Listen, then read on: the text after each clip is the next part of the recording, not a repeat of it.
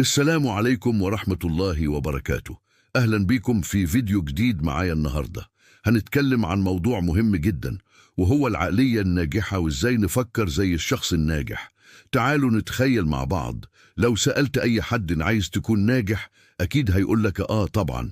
بس السؤال المهم، ليه في ناس بتنجح وناس تانية لأ، مع إن الكل عايز النجاح؟ طيب إزاي نبدأ نطور العقلية دي؟ ثالثا، احط أهداف واضحة وخطة للوصول ليها. الأهداف بتخليك تركز وتحافظ على الدافع. تاني حاجة، التركيز على الحلول مش المشاكل. الناجحين بيشوفوا المشاكل كفرص للتعلم والتطور. لما بيواجهوا تحدي بيفكروا إزاي أحل ده، مش يا نهار أسود ده صعب قوي. ثانيا، اقرأ وتعلم من تجارب الناجحين. شوف قصصهم، افهم طريقة تفكيرهم. الإجابة ببساطة في طريقة التفكير. الشخص الناجح مش بس بيعمل حاجات مختلفة، لكن بيفكر بطريقة مختلفة تماما. خلونا نشوف أهم مميزات العقلية الناجحة. أول حاجة، المسؤولية الشخصية. الشخص الناجح مش بيلوم الظروف ولا الناس، بيقول أنا مسؤول عن حياتي. لما بيواجه مشكلة بيسأل نفسه إيه اللي أقدر أعمله، مش مين السبب. تاني حاجة، التركيز على الحلول مش المشاكل. الناجحين بيشوفوا المشاكل كفرص للتعلم والتطور. لما بيواجهوا تحدي بيفكروا ازاي احل ده، مش يا نهار اسود ده صعب قوي. تالت حاجة مهمة جدا، العقلية المتطورة. الناجح بيؤمن ان قدراته ممكن تتحسن مع الوقت والمجهود. مش بيقول انا كده وخلاص، بيقول لسه بتعلم وممكن اتحسن.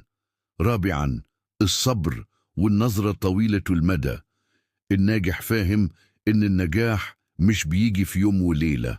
بيحط خطط طويلة المدى وبيشتغل عليها بثبات، مش بيدور على حلول سريعة. خامسا، الإيجابية الواقعية.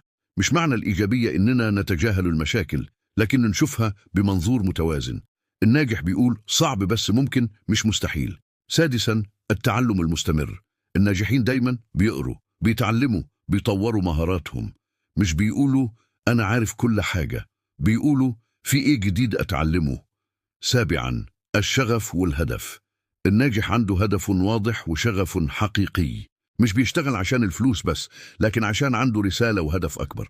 ثامنا، المرونة والتكيف. الناجح بيتأقلم مع التغيير ومش بيخاف منه، بيشوف التغيير كفرصة مش تهديد. تاسعا، الشبكة الإيجابية. الناجح بيحيط نفسه بناس إيجابية وملهمة، بيبعد عن السلبية والإحباط. عاشرا، العمل الجاد الذكي. مش بس شغل كتير، لكن شغل صح. بيركز على الأولويات وبيستخدم وقته بذكاء. طيب إزاي نبدأ نطور العقلية دي؟ أولا، ابدأ بالوعي. راقب أفكارك وردود أفعالك. لما تلاقي نفسك بتفكر بطريقة سلبية، اسأل نفسك هل ده تفكير ناجح؟ ثانيا، اقرأ وتعلم من تجارب الناجحين. شوف قصصهم، افهم طريقة تفكيرهم. ثالثا، احطوا أهداف واضحة وخطة للوصول ليها. الأهداف بتخليك تركز وتحافظ على الدافع.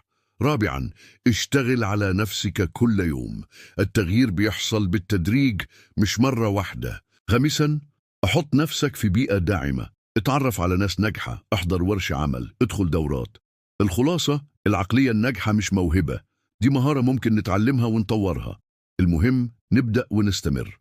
شكرا جدا انكم تابعتوا معايا للآخر. لو استفدت من الفيديو ياريت تعمل لايك واشتراك في القناة عشان يوصلك كل جديد، وسيب تعليق تقول فيه ايه اكتر حاجة عجبتك في الموضوع.